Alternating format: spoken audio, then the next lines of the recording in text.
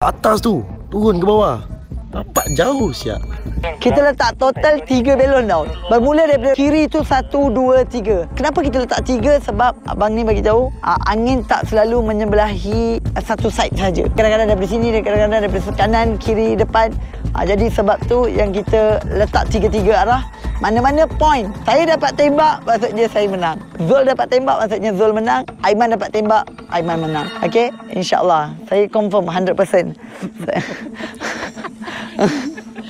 Dia gelap. Wajar tu. Okey, kita akan berlepas dalam kiraan 3, 2, 1. Okey, lari. Ya. Weh, ni apa hal lari dia jadi slow? Lagi laju. Lagi laju. Alright. Ya Allah.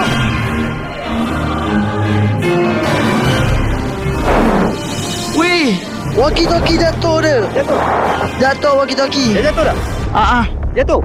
Dah jatuh. Sekejap, saya nak fikir apa patut buat Okey, boleh tak awak contact team bawah, bagi tahu walkie-talkie saya jatuh, so saya akan pakai walkie-talkie awak. Okey, alright.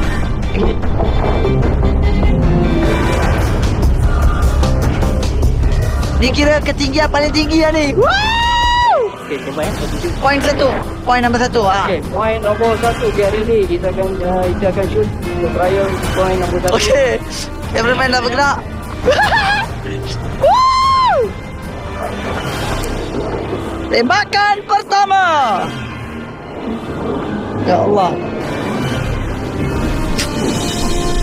Ya Allah, jauh. Okey, satu lagi. Okey.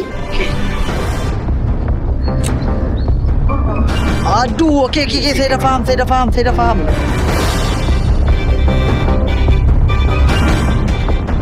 Ya, dari kiri.